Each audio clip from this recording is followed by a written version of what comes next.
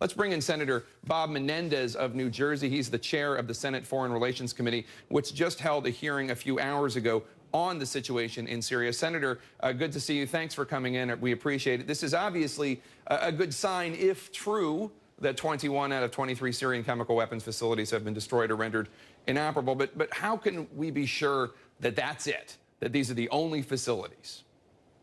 Well, that's exactly a question I asked of the State Department today, because public reports indicated that we believe that there were 45 sites or so in Syria. So while this is certainly much welcome that the 21 sites which and the machinery to produce chemical weapons have been destroyed, we need access to all of the sites, as well as ultimately a conclusion as how do we get rid of the chemicals that exist. And how do they get destroyed. So good news to some extent, but still a lot more work to be done in access to all of the sites that we ourselves, through our intelligence, determine exist and for which we need access to.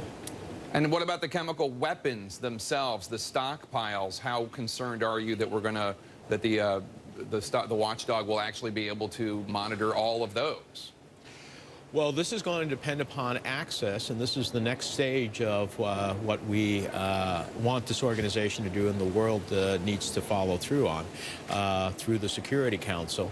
And it is my hope that they'll have access to that. But at the same time that we're riveted on chemical weapons, which of course is a great national security interest of the United States, I must be honest with you, Jake, today's hearing left me bewildered about that this government does not have a strategy as to Syria. It seems that we're having meetings about how we get to meetings in Geneva while, Syria is becoming the Somalia of the Middle East and attracting an all-star cast of violent extremists. And it's beyond my imagination that at this stage we don't have a comprehensive plan to try to get Syria into a different track when we have all of the consequences to the region, to our allies, and to our own national security because of Syria ultimately becoming a breeding ground for terrorists. Have you conveyed that? I mean, those are very strong words from you, Senator, especially as an Obama supporter and Democrat. Have you conveyed that directly to Dr. Rice, the National Security Advisor, or Secretary of State John Kerry in terms of your concern that there really isn't any sort of coherent strategy? Well, I was waiting for this hearing to see whether I would hear anything that would indicate to me. We had Ambassador Ford, who's a tremendous public servant, but whose testimony, along with the Assistant Secretary of State in charge of the chemical weapons element and our AID administrator in terms of humanitarian issues, for which there's some great work being done in that regard. But the reality is I heard no comprehensive, cohesive strategy. And so I will, shortly after I leave your program, going to be meeting with Secretary Kerry on Iran. I intend to also pursue him on Syria because this is not acceptable. The committee acted in a way that gave the administration back in May the wherewithal to try to help the vetted opposition in Syria, and also gave them the power that I think got us to this more successful point on chemical weapons by the authorization of a military force at the time, which was critical to being able to negotiate with the Russians to move forward on the chemical weapons. But that doesn't stop the underlying massacre that is taking place, the consequences to the entire region. Let's turn to another place where there are horrific massacres going on, Iraq. President Obama is meeting with Iraqi Prime Minister Nouri al-Maliki, where he's expected al-Maliki to ask for military aid in combating al-Qaeda-driven violence in Iraq. You were one of the senators, a bipartisan group, who sent a letter to President Obama this week. You wrote, quote, "We encourage you to step up our counterterrorism support for Iraq. It is in our national security interest to enhance the effectiveness of Iraq's security forces, especially through greater intelligence sharing." Have you heard back from the White House since you and your fellow senators sent that letter? We have not. But I did get an opportunity to meet with Prime Minister Maliki, and I will say that letter also spoke to the necessity for the Prime Minister to take bolder political steps within Iraq to have less of an authoritarian and sectarian government and a more inclusive government with Shia and Kurds in power sharing and in resources.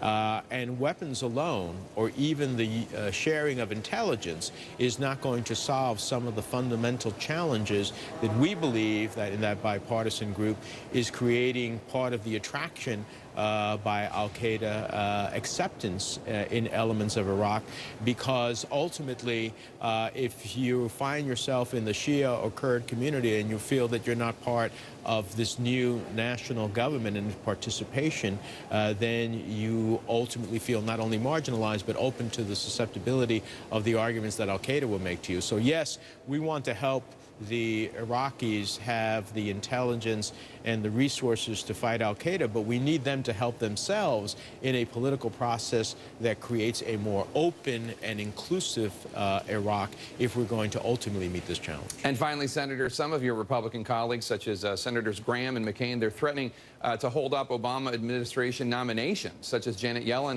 the nominee to be Fed chair, until they are able to get more information on Benghazi, hear specifically directly from survivors. Why not let survivors testify? Well, look, Benghazi has had the most exhaustive set of documents, hearings. In our own committee, we held several hearings on Benghazi, both in a classified setting, so every question could be asked without the concern of certain intelligence information getting out. In a public setting, we had it with former Secretary Clinton. We've had questions raised with Secretary Kerry. You know, at some point, it becomes a question of, do you want to hold on to the issue or do you want to get to the truth? The truth is, I think what has been shared with the committee, both publicly and privately and in other forums, and I'm not sure what continues to be the goal of some of our colleagues in this regard. I covered that story a lot when it broke and I was a White House correspondent, and one of the things that struck me was there were many, many officials on the ground in Libya, diplomatic officials, security officials, who wanted more security in Libya, and the State Department ignored them, ignored their requests. And I've never understood why that was, and I haven't seen any real accountability for those who denied those requests. I know that there are a lot of conspiracy theories about Benghazi that are ludicrous, but that is a very real problem, what happened there in terms of the security request being denied. Why do you think they were denied security? Well, it would take a long time to go through all the elements, but I will say this, that there was clearly some informational process in terms of upwards information that did not work well. I think there was some look at the intelligence in a way that didn't look at it in terms of specifics towards an imminent threat, that maybe should have looked at the entire environment in Libya to make the analysis for what was or not a threat. That has created changes at the State Department where there is a clear line not only of authority, but a person for high-risk, high-threat posts that directly has a lot of power going directly to the Undersecretary of State. The Undersecretary of State, Wendy Sherman, is intimately involved in this process. That's one step away from the Secretary.